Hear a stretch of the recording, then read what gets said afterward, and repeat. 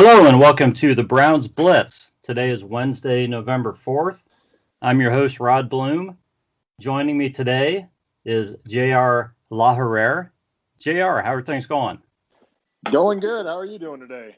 I'm doing great. Nice weather here. I guess you're in Northern California. How's the weather out there?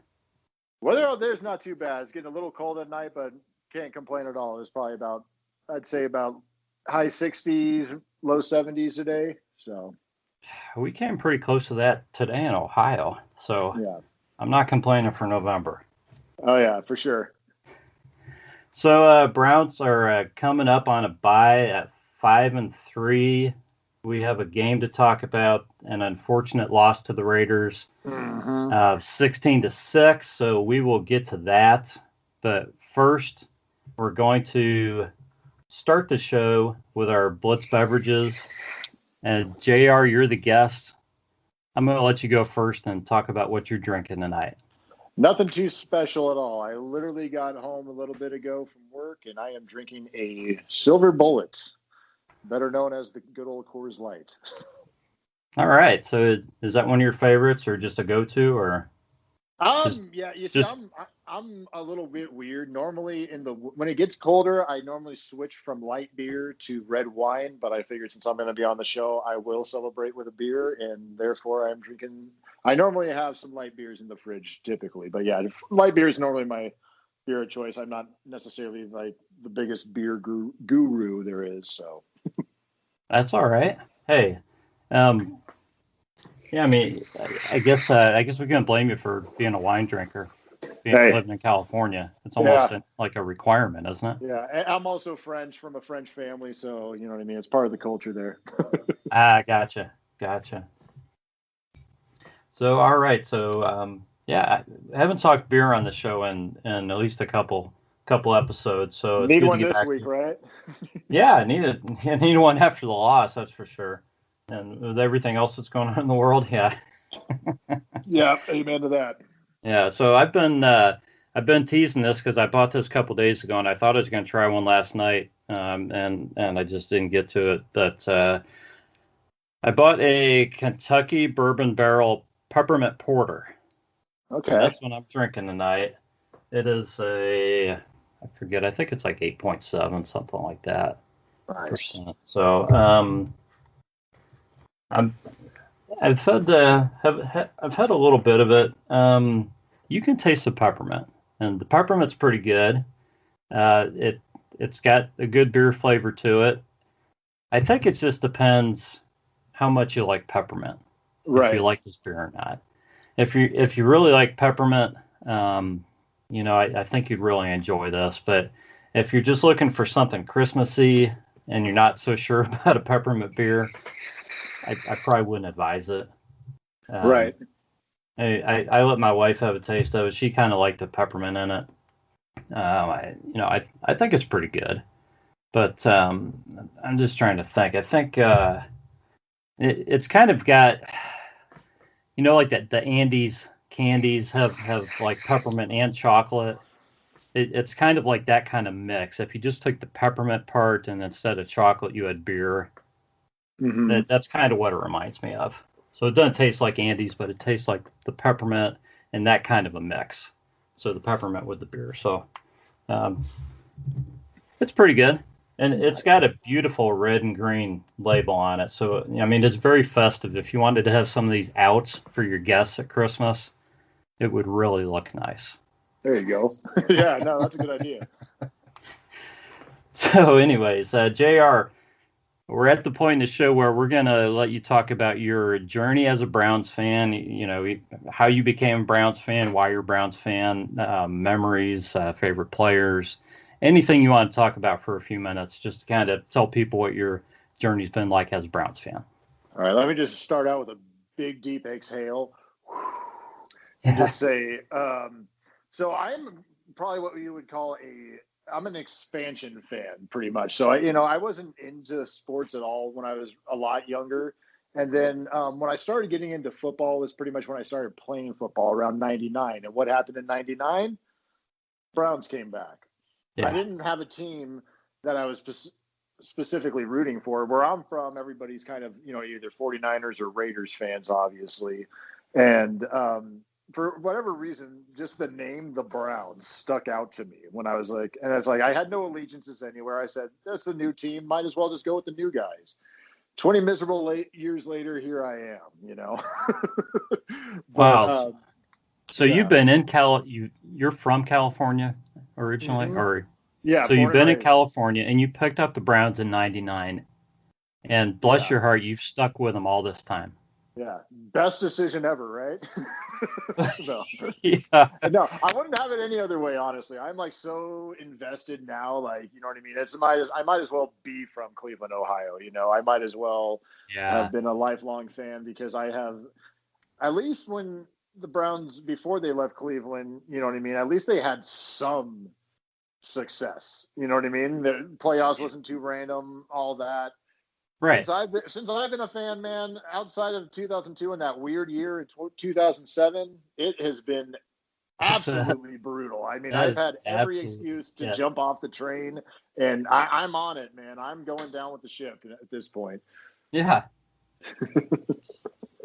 But no, throughout the years, I'd honestly say, like, maybe because I was a lot younger, like when you're like a teenager and stuff like that, and you're younger than these players, you know what I mean? So you kind of look up to them better. Mm-hmm. And it's probably a player that gets forgotten a lot. One of my favorite players of all time for the Browns was Kevin Johnson, the wide receiver, number 85. Absolutely loved him. I remember when we traded him, I believe we traded him to Jacksonville, or he was cut and signed with Jacksonville. I remember being specifically crushed that day, but I always thought he was very, very reliable in our early years. Yeah, he was a heck of a player. I think, wasn't he taken in the second round? Second round out of Syracuse. Yeah, he was actually Donovan McNabb's favorite receiver in college. Yeah, if you want to go back there.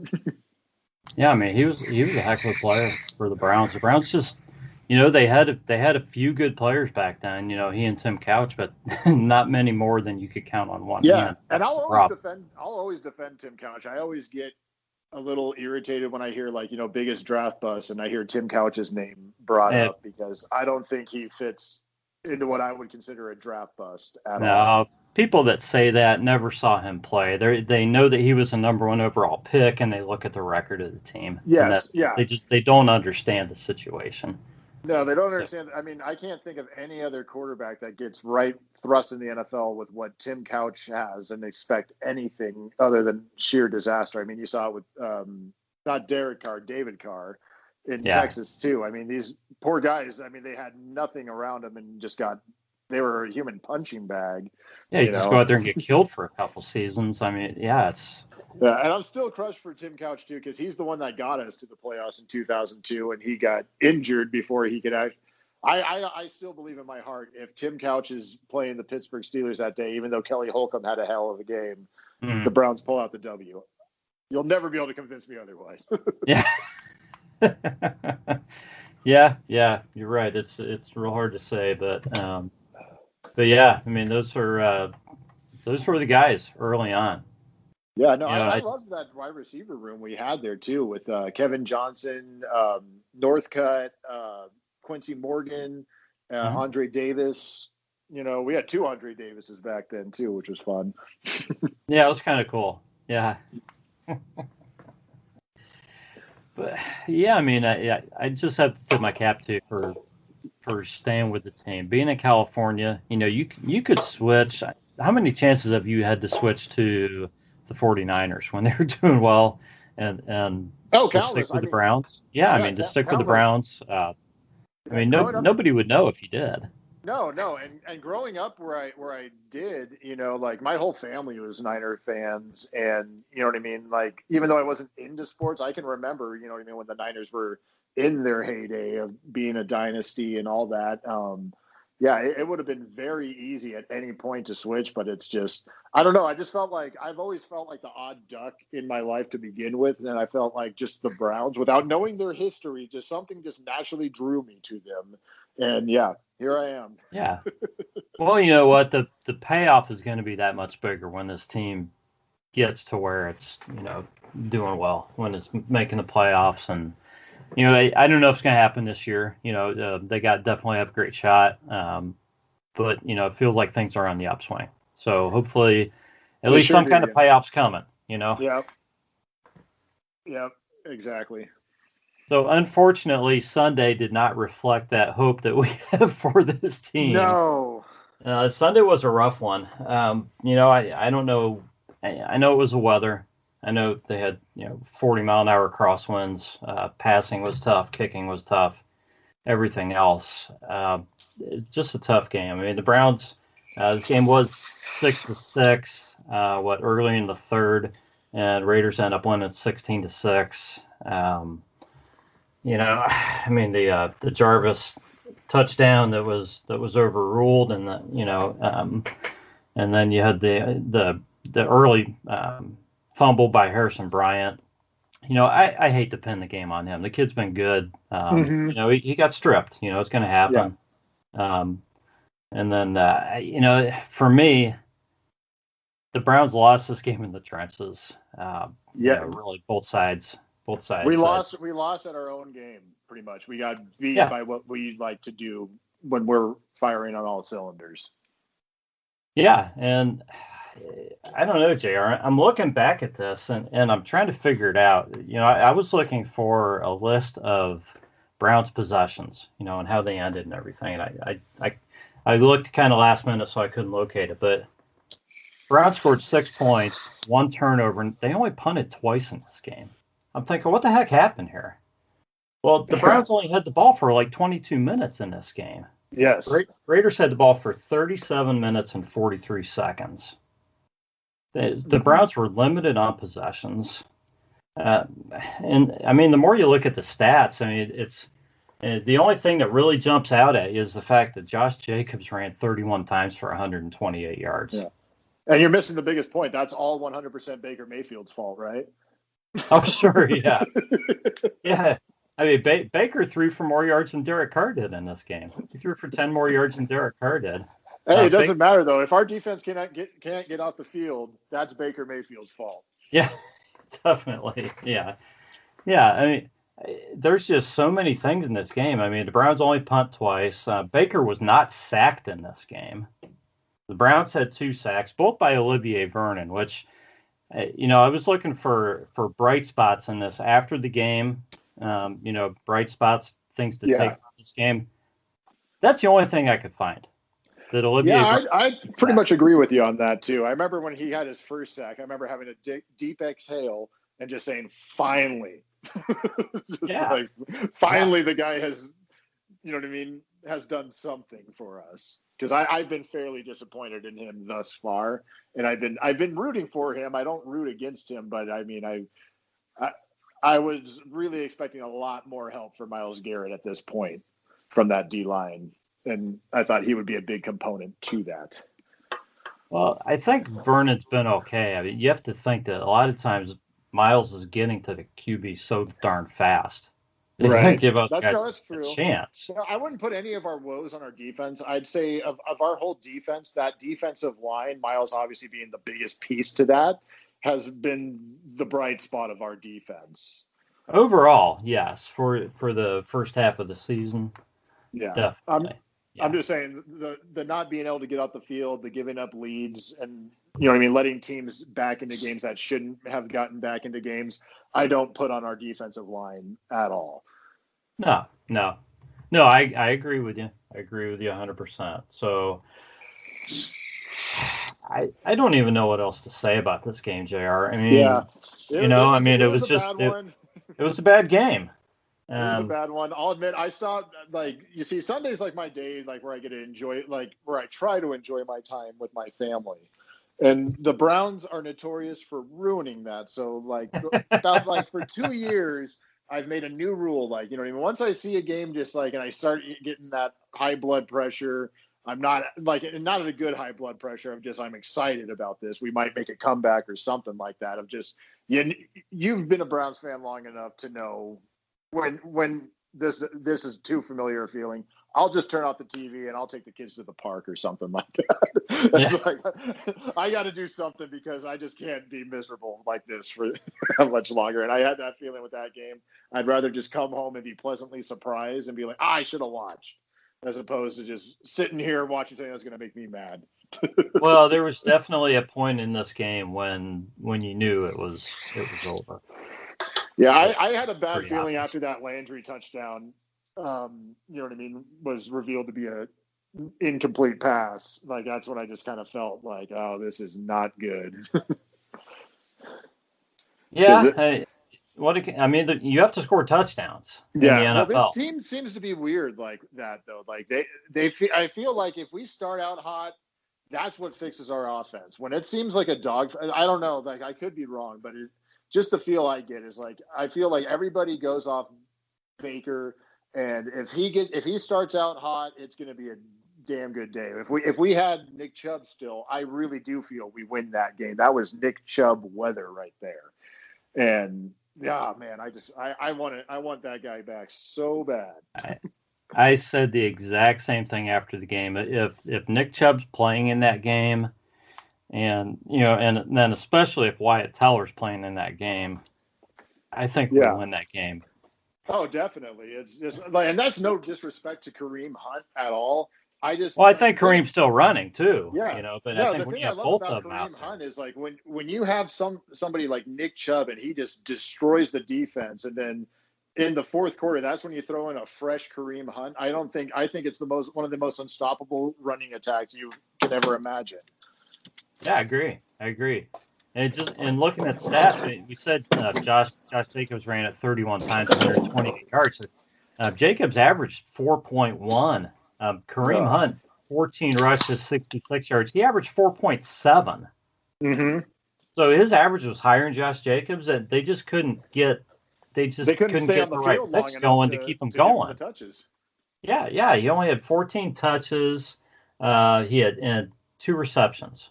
Yeah. So he only touched the ball 16 times. That's not enough in weather like that for your top back.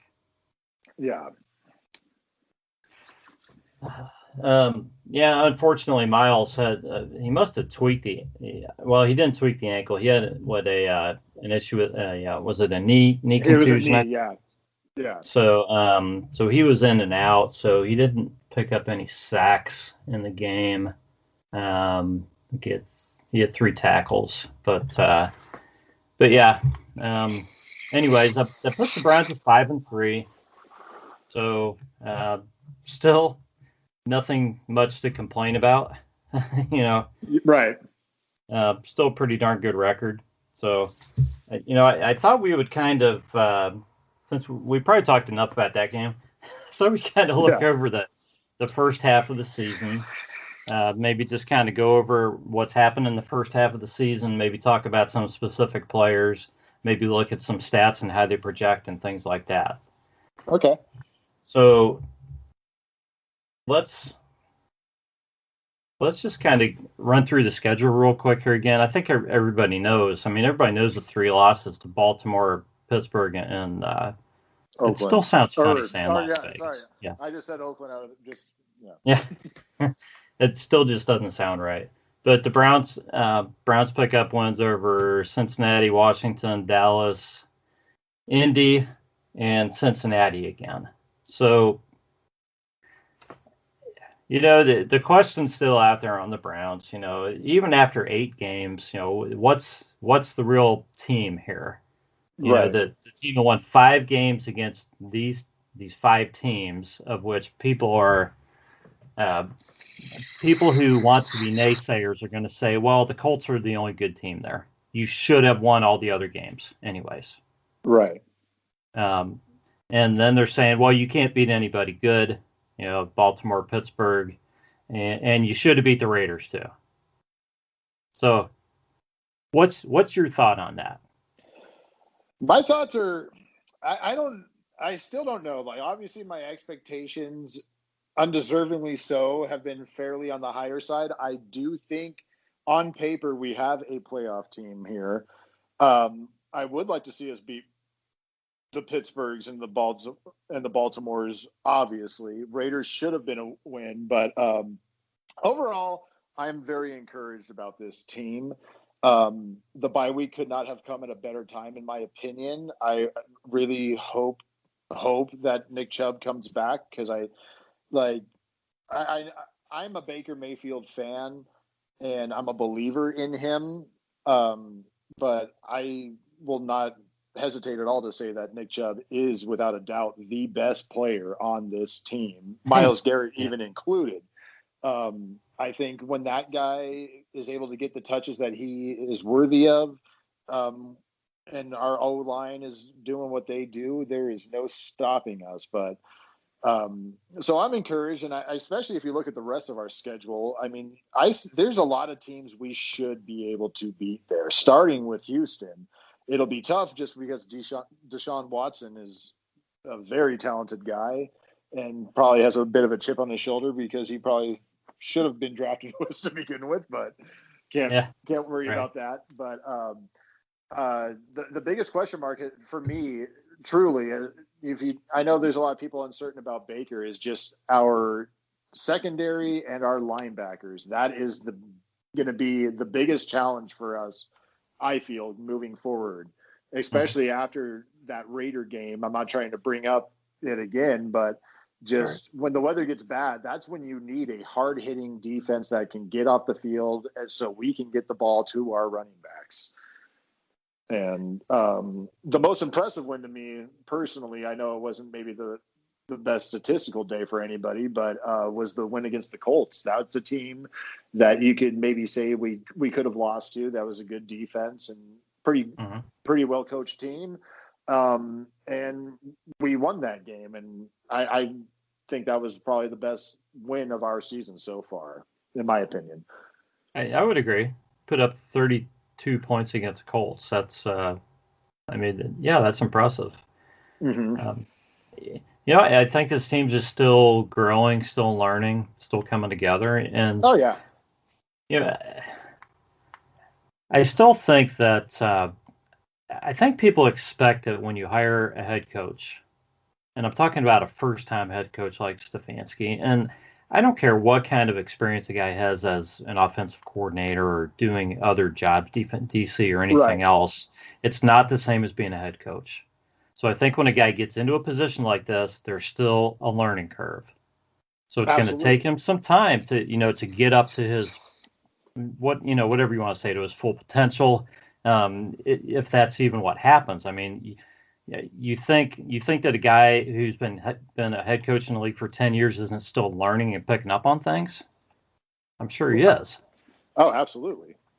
Right. So, I think everybody is still kind of learning. I think there's something to that in some of these games where they've gotten behind early and things haven't gone their way, where they've gotten beat pretty handily. Pittsburgh and Baltimore. I mean, I keep talking about Baltimore. I don't really count that much because of being week one and everybody being brand new. But the Pittsburgh game, things got out of hand.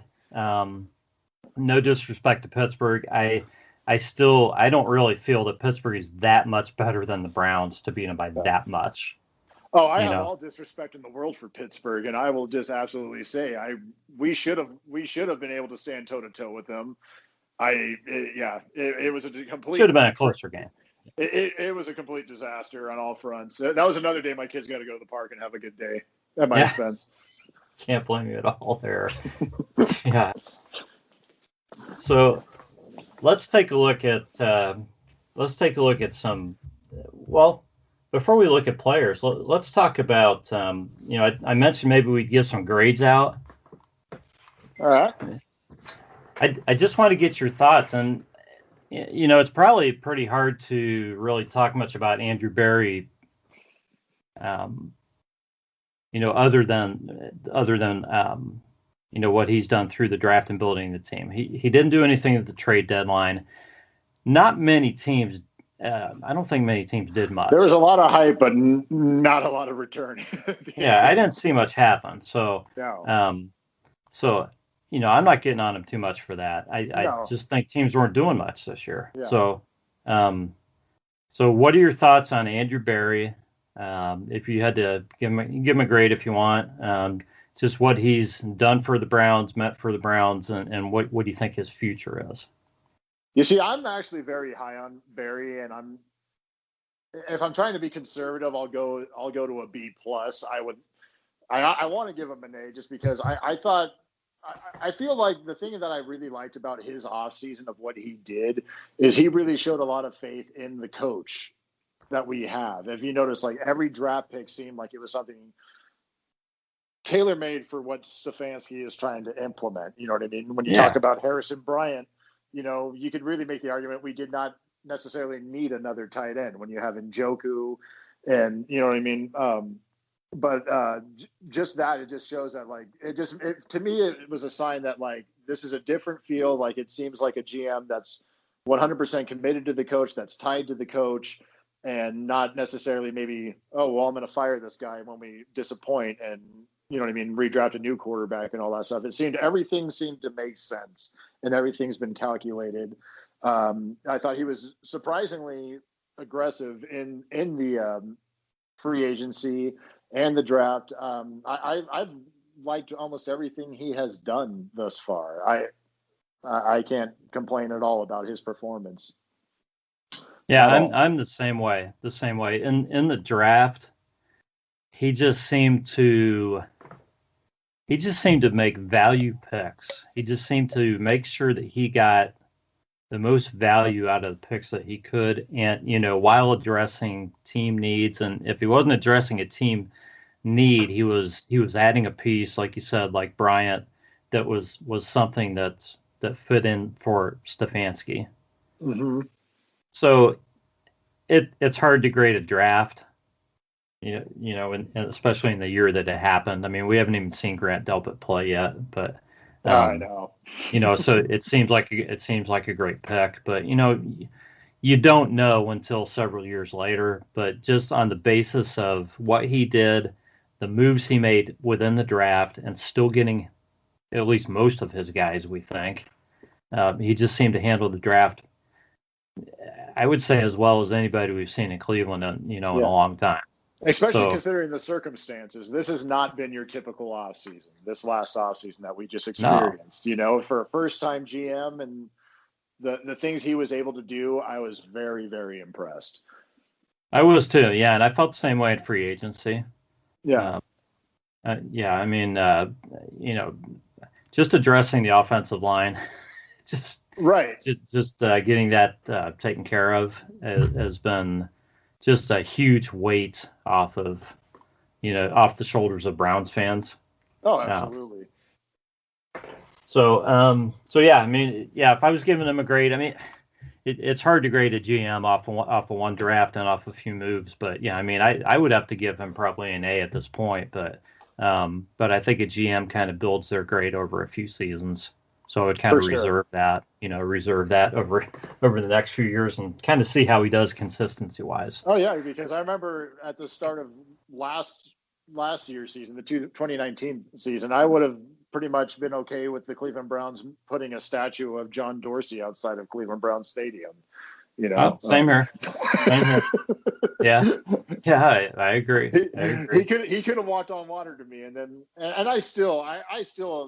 I respect John Dorsey. I feel like a lot of the promising things we have is due to a lot of the hard work that he did, and I understood why we had to part ways with him. But at the same time, I feel like I don't think anybody should have anything bad to say about the guy personally, because I think he did do a pretty damn good job for us, considering what he inherited.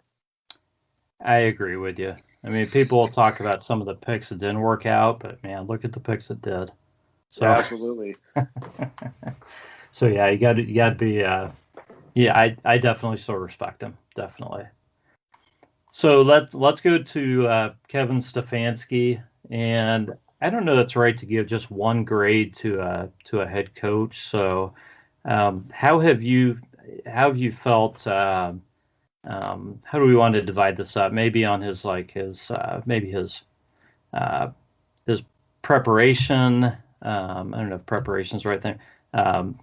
Maybe the way he's dealt with the players, maybe the way he's dealt on game day, and then maybe his play calling. Yeah, I'd just say, like, personally, overall, for the first 8 games, we're sitting at 5-3. He gets an A from me. Okay, Yeah. when you consider the circumstances, with no OTAs, no preseason, you know what I mean, no off-season activities. Yeah. Just the stuff he inherited, and the fact, if you really watch this team, we're not committing nearly the penalties we were at this point a year ago. Okay, with another first-time head coach. Right. He seems like an absolute adult in the room. He seems to have the players' respect. I've been absolutely, like, even in loss, you know what I mean? He seems like he's cool, calm, and collected. I'm sure inside he's going absolutely nuts, but I've loved everything about him, and it really makes me just, man, if we just hired him a year ago, like we should have. Where would we be right now? Would we be at 5-3? Would we potentially be 8-0? Would we be 7-1? You know what I mean? That's the stuff that I feel when I'm watching him and this offense, because he seems to understand it a lot more than our previous head coach did a year ago.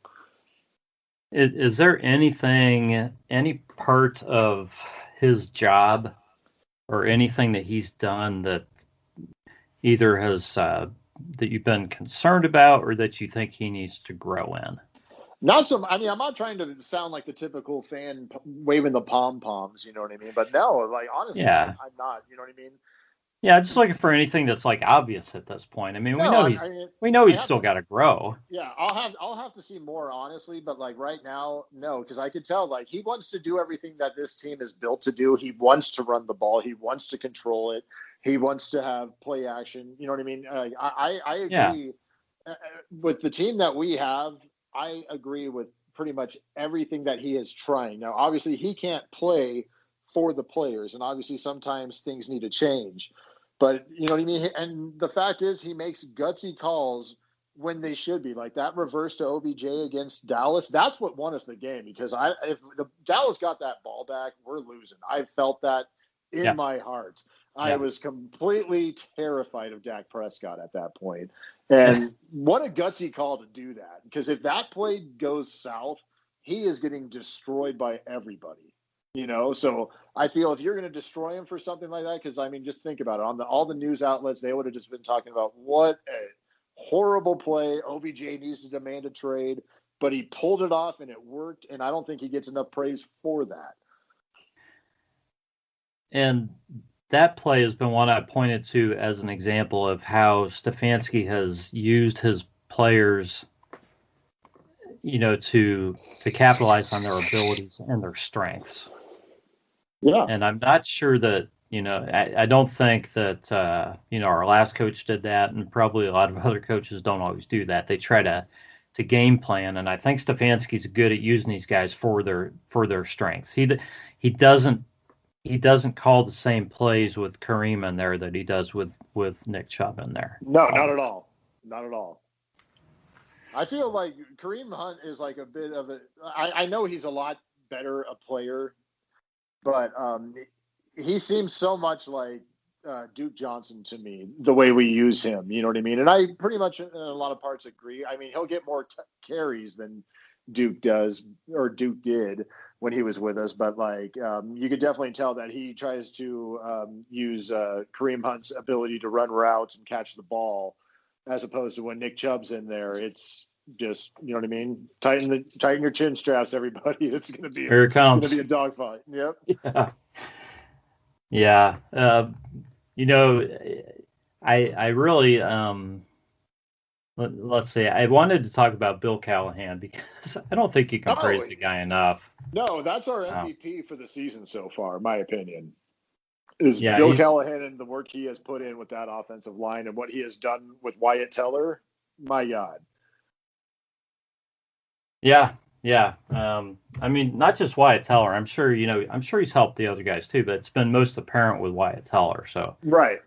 Yeah, I sure hope we get him back in, for week 9. Well, no, I just mentioned Wyatt Teller specifically because that was looked at as the one glaring weak spot in this O-line. You know what I mean? Obviously, we all knew there was going to be some growing pains with Wills, but like, you know what I mean? Every other position was just like, well, yeah, that guy's good. He's good. You know what I mean? And then the big question mark though is who's going to be our right tackle and are they going to be able to handle it? And Wyatt Teller he's just been simply amazing, and it's unfortunate that he got hurt, but just like I said, I don't think the bye week could have came at a better time for some of these guys, especially when you consider Myles Garrett's knee. I mean, this has got to be the biggest blessing to come to us in a while here. Yeah, and the Browns aren't used to getting a good bye like this. To buy a place like this. Weren't they by like week 13 last season or something like that? Yeah. It was stupid. Yeah. So let's talk about somebody a little more controversial. Let's talk about Joe Woods and his what you think of his performance thus far this season. Yeah. See, I almost want to give him a pass. I'll give him just a solid C. I don't necessarily like. If you look at our off season, there was not a lot of attention paid to our defense. You know what I mean? He inherited what many people thought was the worst or right next to the worst linebacking cores. Our secondary has been depleted with injuries and question marks as well. You know what I mean? D-line has been good, but you know what I mean? Yeah. I always want to give the guy a C. The only reason why I might give him a D is because he needs to bench Sendejo. I am sick of hearing. You're a Sendejo hater. Okay. I'm sorry. Like, I'm sure he's a good guy and everything like that. Give him a headset. Let him freaking be the locker room leader for the guys. But please, let's keep him out of the field. I don't ever want to hear. I'm sick of saying his name. I have a 5-year-old son. And whenever he hears me make a loud grunt or anything like that, he'll say, "Daddy, was that Sendejo again?" I look at my son with a tear in my eye because I know I'm just passing the curse on to this guy here because he's a Brown. Yeah, if he's in for it. So anyway, yeah. Sorry to go on a Sendejo rant. I'm sure he's a swell guy, but that's okay. I know he's giving his best effort, but he is, and that's the way I look at it. He wasn't supposed to be the guy out there playing. He's supposed to be a backup, but we got so many injuries that he's out there. And I see it that he's out there because they see him as the best option. No, I get it. It's just it's one of the easy things you can point. Like, when things aren't going your way, you want to point at the one thing that's not good, and just focus on it. And yeah. I try not to be a hater on anybody that wears the orange and brown, but I would be lying if I didn't curse his name out several times in my house on Sundays. I understand but for me, with him, it's a little bit different than, say, you have a guy who's been on your team for 3 years and he comes back when he should have retired, and the Browns refuse to take him out of the game, and he's just out there stinking it up. Yeah. Sendejo's out there pretty much because he has to be. And he is trying, and at least he can tackle. He's a good tackler. He had a couple nice tackles against the Raiders. He did. He had a couple nice tackles. So, anyways, we're not going to give Sendejo a grade today, but yeah, sorry, I didn't mean to go from Woods to Sendejo, but no, that's okay. That's my one gripe about him is just like at least figure out a way to hide Sendejo. All right. Because I'm telling you right now, he obviously needs help. He needs help in pass coverage. You can't expect him to cover a wide receiver. Yeah, no quarterback that has played has shown him an ounce of respect. Oh. And I just feel like the longer he's in there this year, I just feel like that's just going to keep on happening. He's holding a spot till next season. I mean, that's what he's doing. Oh, no, I know. I have to accept it. It doesn't mean I have to like it, though. So, I understand. So, for me, Joe Woods, I agree. It's really hard to see exactly what he has intended with this defense because I think he's playing with the pieces he has. Okay. Mm-hmm. And the thing he has done, which you have to give him credit for, because I don't know where else it would come from, is the turnovers that the Browns have created. Yeah. Somebody's helping him there. Somebody's teaching these guys to to create turnovers and to play this way. Whether it's the schemes he's creating to get Miles at the quarterback. He's moving Miles around some. Teaching these guys to strip and other things. What he's been doing with Miles, I will say that. I have absolutely. Yes. He's been like the first defensive coordinator we've had since Myles Garrett's been with us that has been using this guy around. If he sees a weakness in that offensive line, guess what? There's Myles Garrett. And I absolutely. So he's using our one great strength on defense, and we'll talk about our other strength here in a minute, but that is enough for me to give Joe Woods a C- or C plus B minus without even knowing really what he has in mind. If he's got an actual defense to work with out there with real developed linebackers and capable guys in the secondary. So I just hate to put a ton of blame on him because I know he's playing with half a deck of cards out there. Yeah, absolutely. I 100% agree. Folks, I want to take a quick break to thank our sponsor, Skippin' Stones. If you haven't started your Christmas shopping yet, here's an easy way to do it. Go to Skippin' Stones on Etsy.com or GoImagine.com. Check out the great gift ideas, handmade jewelry, yoga bracelets, pebble art, frame poetry, and more with free shipping on qualifying orders. Now let's get back to the podcast. So let's talk about some of the players on. I'm going to give you some projections, and then we'll talk grades. Baker, we're just going to go down the line here. On some of the main guys. Baker, through 8 games, Baker's on pace for just over 3,000 yards and 30 touchdowns and 14 picks. Mm-hmm. 3,000 yards and 30 touchdowns. 30 touchdowns would tie the team record. And if was that Derek Anderson who set the record, or it's actually Bryant Sipe. Oh, okay. It was all the way back to Bryant Sipe. I think it was 79. I'm not positive though. You gotta accept my apologies here. For being confused. We just had so many successful quarterbacks. It's hard to remember them all. Yeah, especially since 99, right? Oh yeah. But yeah, 30 is the record, so he can tie the record. And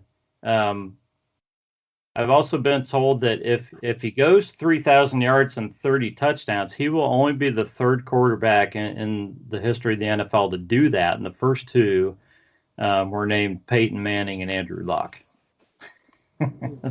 So pretty good company. Again, we're not comparing Baker to those guys, but nobody else has done it, right? So if he can do it, it'd be a pretty big accomplishment. So how do you grade Baker so far? It's a tough one with Baker. Like, I've found myself, I first and foremost, I am a believer in Baker. Okay, he wasn't the guy I wanted us to draft in 2018. I was pretty much all my chips, and I either wanted Allen or Darnold. And I know Darnold hasn't panned out, but I kind of put that more on the Jets. And Allen, I was just like, how can you not just fall in love with what you see? You know what I mean? In terms of just like, if you were to draw up what a quarterback can do, he'd be one of your prototypical guys. But I love Baker's attitude. He seems to be a good leader. He seems to have good command. The only thing is, I'm just sick of being a Baker apologist. I'm ready just to have people be like, "Oh, you're a Browns fan? Well, Baker Mayfield, you know what I mean?" I'm ready for him to be that guy that I feel he can be. But so far this year, I want to, because it's just so hard, because that's why I'm a Baker apologist. I see all the things that I want to just always tell people, like, yeah, he might not be lighting up, but there's asterisks everywhere. You know what I mean? He's on his fourth head coach in 3 years, fourth OC in 3 years, fourth system, had no off season, has a new O-line. He's doing a lot, but I just to be fair, I'll give him a C plus. All right. And that's me being very conservative, because I want to just, I am probably invested about $500 of my hard-earned money in Baker Mayfield stuff. So I need this one. I need this to work. Okay. After his rookie year, you know what I mean? I was like, just anybody that resembles a mediocre quarterback. I just finally was so excited I could finally buy a jersey again, and now I have like we got to stick with this guy, right? We've had 93 other quarterbacks. Yeah. We got to stick with him. I have a coffee mug. I have a framed picture of when he got his when he caught the ball for 2 extra points in New York when we got our first win in 2 years. You know, like, so I'm invested in Baker. I am on the Baker train. But to be fair, I'll give him a C+ for right now, because it's, you know, I don't want to just sound unfair, but and sound like every other sports media person, but you are the number 1 draft pick. You do have weapons. You do have a good O-line. We do need you to beat the Pittsburghs and the Baltimores decisively. We need you to show up for those games. And so far, unfortunately, hasn't happened quite yet. But I believe in Baker, and I get annoyed when I hear people calling for Case Keenum, because it's like, do you not forget what we've had before Baker? Do you not remember what life was like? I sure do. Keep saying you really want to get that carousel spinning again. Yeah, exactly. Because we don't want that. It does not work. Okay, like, and everybody goes like, well, we could just draft a quarterback. Yeah, that's worked so well too. We've tried that. Yeah, maybe we could pick a quarterback at 22 this year. Yeah, exactly. Yeah, that's always been that's been a great number. That's worked so well. Yeah. You know, I would probably agree with you on the grade. You know, it's probably hard to give Baker anything in the B range at this point. The only thing I keep looking at is the 15 touchdowns and 7 interceptions. So he's done a much better job of taking care of the ball this season. Okay, and you have to think about what he's really responsible for in this offense. I mean, people see the weapons and they want Baker throwing for 300 yards a game, but when you got Kareem and Nick out there, you really don't need to do that. You don't really want him to do that. So no, to me, he shouldn't be doing. I don't care if you have Peyton Manning in his prime out there. Okay, it's a gamble. Every time that ball's in the air, it is a gamble. I don't care if the guy's wide open. You never know. When you have Nick Chubb and Kareem Hunt and you're in Cleveland, you need to pound that rock. If Baker's anywhere around 30 touchdowns and 14 picks this year and somewhere around 3,000 yards, man, that's almost exactly what I would have wanted out of him this season. Absolutely. You know, this offense. So for me, if he can finish that way, and if he can throw, you know, I don't expect him to complete 20 passes in a row, but if he can throw with the confidence that he was throwing with in the second half of that Bengals game, that's what we need to see. Okay, no, he doesn't have to complete every pass, but he needs to be, and I've talked with my brother Jeff on this podcast about that. Baker needs to be. I don't know if he needs to be disrespected, if he needs to be in a spot where he, where he feels like he's got to prove something, or whether he just needs his competitive juices flowing. But when Baker gets it going like that, man, it seems like he is as good as anybody. Yeah, absolutely. But that's not always happening. So no, it's not. He's got to learn how to harness that. Yeah, and I will say too, even though I know it's just Cincinnati, that game, I personally, as a Baker defender and apologist, I needed that game so bad. Just like, you know what I mean? I know it was just the Bengals, but I don't care what anybody says. What happened out there in that second half was nothing short of impressive. Okay, that was the quarterback. That's the number 1 pick right there. That was like one of the first times in a while where I saw him and it said like, I knew it, you know. He completed his last 21 passes. The incompletion was a spike, so he completed his last 21 passes.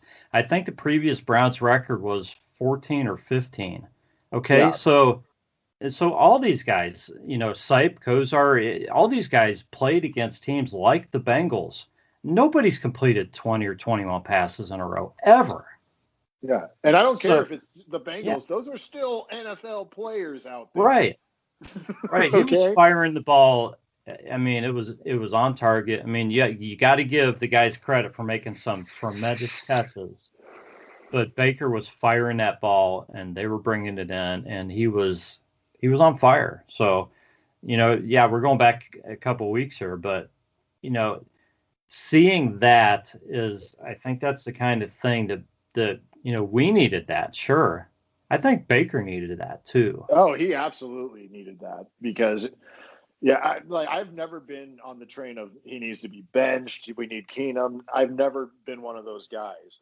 But the way that game started, I just already knew, what was going to have to be talked about.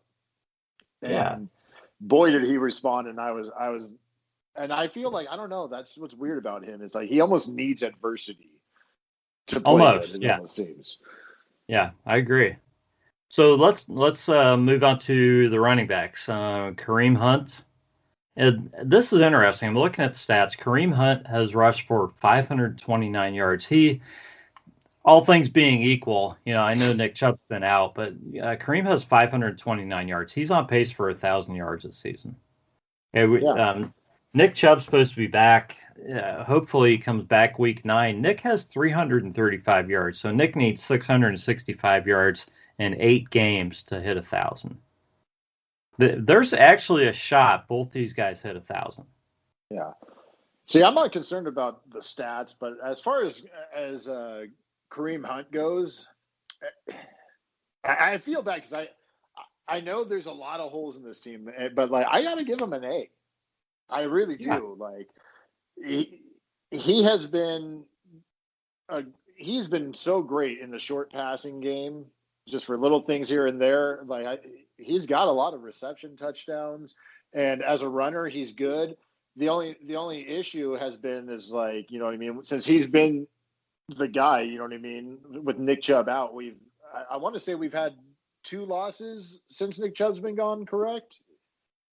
The Steelers Nick did not play against the Steelers. Yeah, and you see, so those 2 losses right there, at least the Steelers game, the run game was abandoned pretty quickly because it got out of hand so fast, and then with the Raiders, they pretty much had us sitting on the sideline the entire game as an offense. I'm happy with him. I'm happy that we get another year too next year with Stefanski and this system, to have him and Nick Chubb again. That's one of the, going back to Andrew Berry, I loved the fact that he re-signed Hunt as well. I think he's a very, very big piece to this puzzle here in this offense. And I have nothing negative to say about his play at all. Yeah, Kareem Hunt has 4 receiving touchdowns and 3 rushing touchdowns. He's on pace for 14 touchdowns this season. Yeah. So if he comes anywhere near that, that's a huge season. Those are big numbers, yeah. Yeah, Cleveland running backs just haven't done anything like that recently. I'm not sure how many touchdowns Nick Chubb had last season. Nick Chubb's he's not had he's not had as much touchdowns, I think, as you would hope. I think he was on pace this year, and then the injury happened. But yeah, Nick Chubb he's got 4 rushing touchdowns. I don't know if he does not have a receiving touchdown. Yeah. So and his lack of end zone time last year, I will not put on Nick Chubb at all. I'm not trying to bash anybody here, but I just think we had the absolute wrong coach. I just really do. It was play calling and the line, and things were awry with Baker. I'm not going to put it all on Baker either, but there's a lot of contributing factors there. So yeah, I have to give Kareem. I've got to give Kareem an A for what he's done for the Browns. Just he's done everything they've asked of him. Whether it's blocking for Nick Chubb or making ridiculous catches or running the ball up the middle. He does everything. It doesn't matter. He's been an absolute stud. He's been an absolute stud. Yeah. So and he's been staying out of trouble. That's the key with Kareem Hunt. That's probably even more important. Yeah. He's been keeping his name out of the headlines there, and that's all you can ask for. Nick Chubb, we kind of got to give an incomplete at this point. No, Nick Chubb's getting an A+. Are you kidding? You giving Nick an A+ based on his He played in 4 games, 335 yards, 4 touchdowns. Okay, I'll give him an A+. That's fine. Hey, even in week 1 when we got blown out by Baltimore, you could see right there that, hey, this run dynamic between Chubb and Hunt is something. Even though, you know what I mean, that was like the only good takeaway you could say about that game. You know what I mean? This kid is something special, and I know I'm speaking for everybody here. I cannot wait to have him back, and that's why I was just like, gosh, I'm just so bummed about that Raiders game because, man, going into the bye at 6-2 and the possibility of getting Chubb back, like everybody's got to be singing the high praises. Then I know 5-3 is not the worst thing in the world, especially considering the franchise that this is. But no, I really think that's our absolute best player, bar none. I know who one of our other players is too, who's pretty dang good himself. But you know what I mean. I am 100% on the Chubb train. You don't have to sell me on Nick Chubb. Yeah, he's my favorite player, and I agree with you. I think he's the best player on the Browns. As good as Miles is. Miles is ridiculous, but between those two guys, I wish we had a team of all Nick Chubbs and Myles Garretts. Yeah, that would be wonderful. Yeah. So, it'd be a lot easier to walk around in Northern California with a Browns hat. I'll tell you that much. I don't think we would lose. Yeah. So let's just talk about some wide receivers real quick here. Okay. Receivers and tight ends. So Jarvis has. I'm just going to give you the projections for the year. Jarvis is on pace for 66 receptions and 838 receiving yards. Has not gotten into the end zone yet, which is kind of surprising. But so 800 yards, 66 catches. Austin Hooper's missed time. Rashard Higgins has just started playing. Harrison Bryant, he's got 151 yards, but a lot of that was against Cincinnati. David Njoku has 100 yards. There's really not many other guys right now. Odell Beckham had 300 yards, and he's done for the year. He had 3 touchdowns. So I guess it pretty much comes down to Jarvis. What do you think of him? What do you think of him so far? I don't want to sound bad here because I really, really like Jarvis. You know what I mean? Before the Odell injury, I one of my good friends here his name is Troy. He's also a Browns fan, kind of almost the same story as me. His name's Troy. I was always telling him, you know what I mean? If we had to, because at some point we're not going to have Odell and Landry together. It's just a matter of time. You're not going to be paying 2 wide receivers for this type of offense that we have that much money. I was always on the Landry train, you know what I mean? But so far this year, and I feel bad because I love the guy personally, and he is a dang good ball player. But I'm gonna have to go C- on him. He's had some big time drops. I don't put the dropped touchdown necessarily on him. That was a tough catch. I don't care. I know he's an NFL player, but that was a tough catch. Yeah, that was a tough play. He had another drop that was an easy play, but it just seems like this year he's had more drops that were just really Landry. Yeah, this isn't just Jarvis. There were a lot of drops against the Raiders. 5 or 6 or 7. Yeah, and that's the other thing that goes back to Baker too. He needs to work on his touch. He does. He just throws bullets out there sometimes, and I feel like he's got to. At some point, you got to go, hey, I got some great receivers out here. Let's make it a 50-50 ball and get these guys are paid millions of dollars. They should be able to take it, but that's another story. But as far as Jarvis so far this year, I'm going to say a C-. I've been pretty disappointed. I don't blame him for the lack of touchdowns because if you look through his career, he's not been a big volume touchdown guy. His game is more of just a volume of catches, and I do expect his production to go up, especially now that we're without OBJ now. I do think he's going to get a lot more looks, and I do think his numbers will produce. And I think my grade for him, I expect to be a lot higher than right now. Yeah, I would agree. It's hard to grade Jarvis. I know he's been playing hurt too, which how do you account for that? He's going out there. Yeah, right. I totally forgot about that. I totally forgot about the rib injury. Now I feel bad. Yeah, but I mean that really doesn't excuse the drops, because if you're going to get out there, you still got to catch the dang ball, right? But it's not just Jarvis. It's been other guys. But I agree with you. Jarvis is going to, I think his volume's going to go up. I mean, you look right now, OBJ's out. Austin Hooper's going to be out. Then we go from Jarvis with 33 catches. The next active guy is Kareem Hunt with 18. And then it goes to Harrison Bryant with 15 catches on the season. So, I mean, nobody else is getting balls. Rashard Higgins has 12. And then you're down to guys who have caught less than 10 catches on, 10 passes on the season. So it's going to come Jarvis's way. It's going to, and it's going to go to Kareem Hunt. It's going to go to Harrison Bryant, and it's probably going to go to Higgins. So those guys are going to be counted on.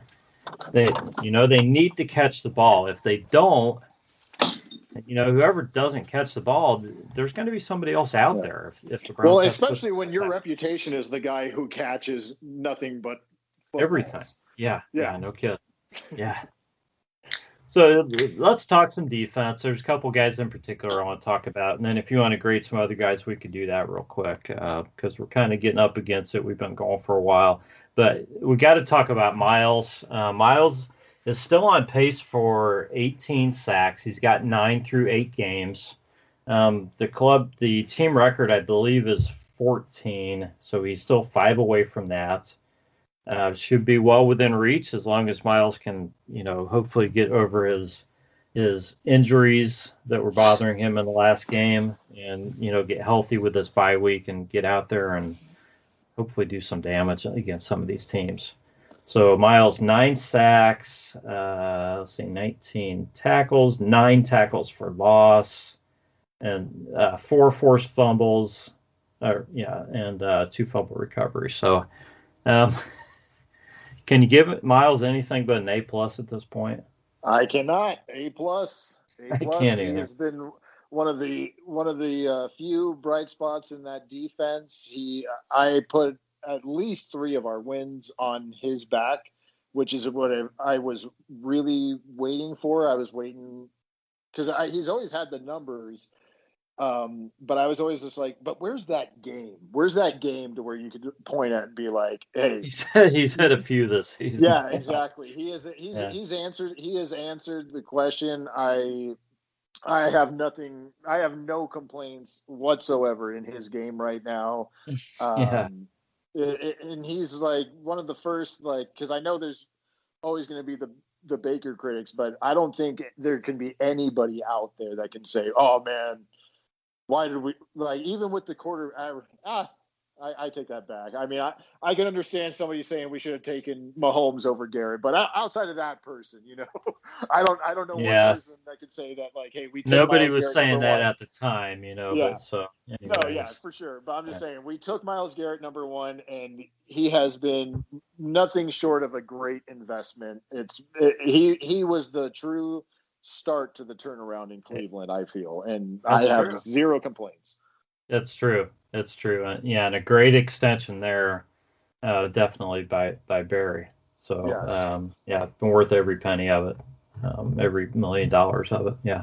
So let's move on to the guy who I would say is the second best player on the Browns defense, and that's Denzel Ward. He, stats really don't tell you a whole heck of a lot about DB. So, you just see it in the way he's played. You have to watch him. Yeah, you gotta watch him, and I mean, he's been excellent. He's only got 1 pick on the season. I'm gonna hit you with a little bit of a trivia question here, which, unless you have the stats up, I don't know if anybody would get this. Do you know who leads the Browns in interceptions this season? Ooh. B.J. Goodson? B.J. Goodson has 2. Yeah. then there are 5 guys who have one. One of them being Denzel Ward. So nicely done. All right. Nicely done. But Denzel Ward has been, he's not only played excellent, but he's been in there. And, it's been kind of a problem for Denzel the past, couple seasons staying healthy. So the fact that we need him. Yeah, we do. And just as bad as it is, imagine what it would be like without him. Without Denzel Ward taking somebody away most of the time. I mean, he's given up plays, but guys, this is the NFL in 2020. Cornerbacks, I should say, do not shut guys completely down very often. It just doesn't happen. The rules it's a quarterbacks league. It's a quarterbacks league. I heard it by somebody that was a former defensive back, and there's no defense for a perfectly thrown ball.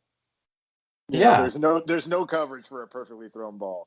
Denzel Ward gets an A from me. He gets an absolute A. Same here. I want him to be. I want him to be extended. Me too. He's him and Miles, and then there's the field. I know there's guys that might step up a game or two here and there, but I credit some of. I'm sure I haven't seen the film, but I'm sure you can credit some of Myles Garrett's sacks due to the work that he's doing on the back end there. Again, coverage. Absolutely. So, no complaints with Ward at all. Yeah, he's been great. So here's a question then: who's the third best player on the Browns defense? Sheldon Richardson. Okay, that's fair. That's fair. How do you grade him? I'll give him a B. I'll give him a solid B. You know what I mean? I want more, but you know what I mean? I've always liked him. I think he brings good leadership to that defensive line as well. I like him personally, and I just feel like he's good at hogging up blocks for Garrett. You know what I mean? Because we all know Garrett's going to get double teamed every now and then, and he's, you know what I mean? You got to remember, the D tackles aren't going to get.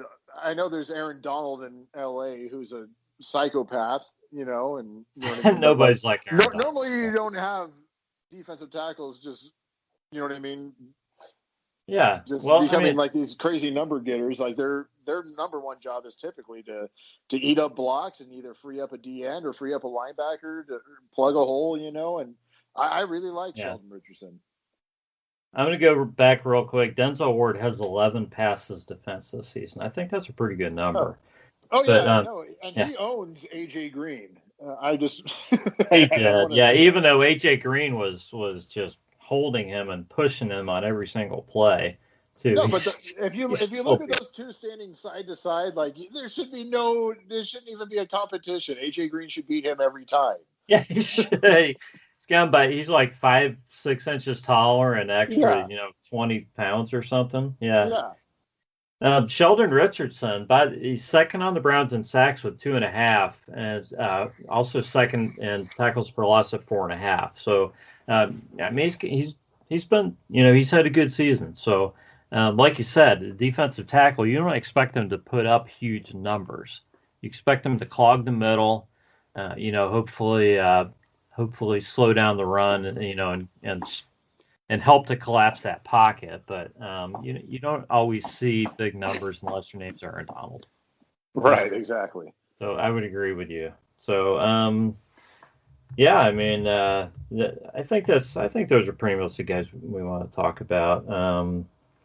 You got to say, I was just looking at Cody Parkey real quick. Cody Parkey. Hey, he gets a thumbs up from me. I don't want to really grade him because he's a kicker, but so far he's been good. He's been good. Our best kicker since Phil Dawson, hands down. Yeah. Definitely. I don't have the breakdown on how many he's made and how many he's missed, but he has not missed many kicks. He hasn't hurt us yet. How about that? I have not. No, he hasn't. I have not thrown my hat on the ground and said, thanks a lot. I haven't done that. So That's all I want from my kicker. I don't want to be cursing your name Monday morning, and so far haven't had to do that with him. Yeah, and Jamie Gillen's been solid as always. So, so fun to watch. Can I shout somebody out though? Absolutely. I just want to say, I know he had the fumble last week, but I absolutely love Harrison Bryant. When we drafted him, he wasn't a need, but I just like, when I saw it, I was just like, this guy is an absolute fit for Stefanski. And I really think maybe even by next year or at least 2 years, I think we have a Pro Bowler on our hands with him. I don't know about Pro Bowl. I just need to see a little bit more of him. I'm not going to say it's not going to happen because I think the guy's got great hands. I think he, talked about this before, I think he plays big. He runs through contact. He's got enough speed and size, and he's kind of almost can play the hybrid tight end wide receiver position too. So I think he can do a lot of things, but most of all, he can catch the dang football, which is so important. So I'm with you. I really like Harrison Bryant. I think his future is very bright, and I'm excited to see him grow and kind of see what happens over the next couple seasons. I've been so excited about him ever since. Like, I didn't even know who he was when we drafted him because I don't pay too much attention to college football. I always get into the draft, but like, I wasn't looking at tight end at all because I was like, we already have tight ends. You know what I mean? That was the last thing I was thinking. And then when we took him, and I see he's the Mackey Award winner, and I started really diving deep into YouTube and watching tape on the kid. And I was like, I think I know you're a lot more conservative on him than I am. You could ask my buddy Troy. I just rave about this guy every chance I can. I cannot get enough of I think this guy's going to be a big deal for us. I really do. Well, after the Bengals game, I did tweet that we're seeing the birth of a star right now.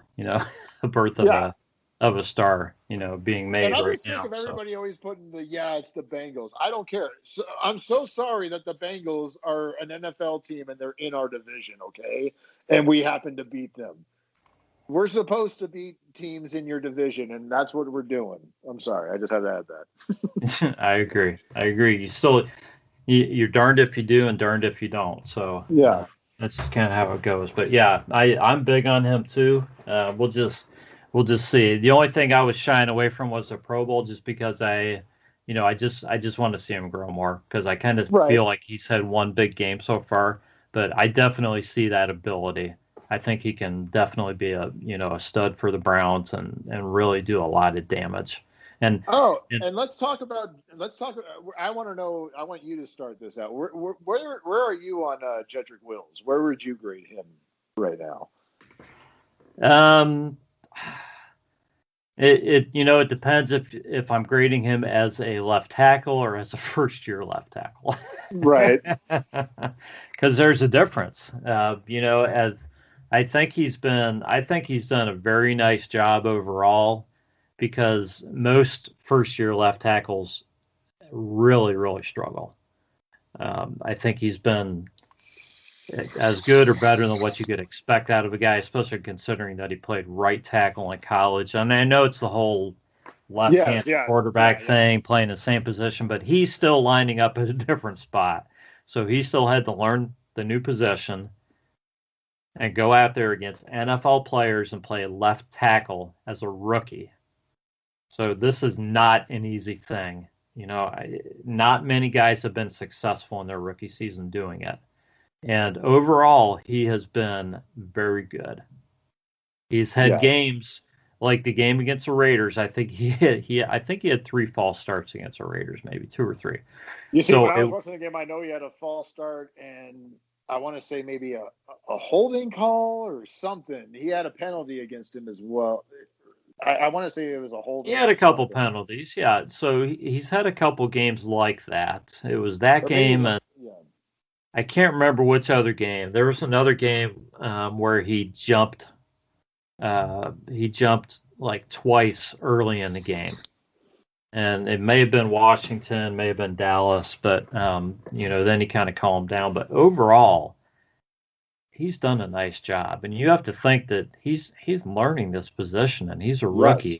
He's only going to get better. This is the year when he was really kind of supposed to struggle out there.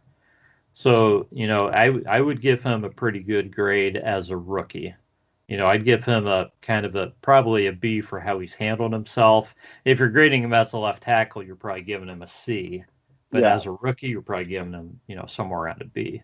Yeah, no, I would agree with your B thing. It's hard with the left tackle because I think everybody just hears left tackle and that's a Browns fan and automatically compares it to Joe Thomas. You know what I mean? Which is not fair to anybody because Joe Thomases don't fall out of the sky. Yeah. But for everything, and then the biggest thing is just having no time at all to learn the left tackle position in this offseason, bizarre offseason that's happened.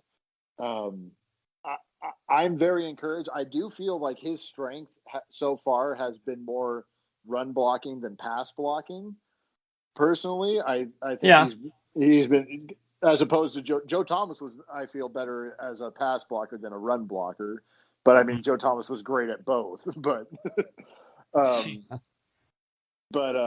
no, I've been very, very, very happy with him, and I would give him B as well. I just wanted to make sure I shouted that guy out because you know what I mean? It's been very nice these last couple of years of having draft picks that actually do something for us. I agree. Yeah, we haven't seen a whole heck of a lot of that over the past several seasons. So yeah, it has been nice. So yeah, you guys have done a good job. So I think we're going to end that segment, and we've been going here for a while, JR. So I think we're going to wrap things up, and I like to give the guests a chance to kind of say anything they want in closing, whether you want to pass something along to Browns fans or I don't think we haven't given your Twitter handle out. If you want to give that out so people can give you a follow. Oh, well, Twitter handle. I mostly just watch Twitter just for my own fun time. I'm not too active on there at all. But I mean, if you want to, I could be completely wrong here. I believe it is the JR 1986. That's what I have written down. All right, there we go. Other than that, all I got to say is let's hope for a better 8 games. I mean, we're 5-3 right now. If we could finish the season at 5-3, that's 10 wins. Should get us in the playoffs. But I said that in 2007, and yeah. So keep the faith, and let's stop the Baker bashing, please. That's all I can say. Is you remember what we had before, and you said we could do better. We can't. All right. I'm telling you right now, I'm pulling the panic alarm. We cannot do better. This is what we have. Let's get behind him, and let's freaking hope that this works. All right. That's where I want to stop. Yeah, sign me up for 10-6 right now. I'll take my chances. Yeah.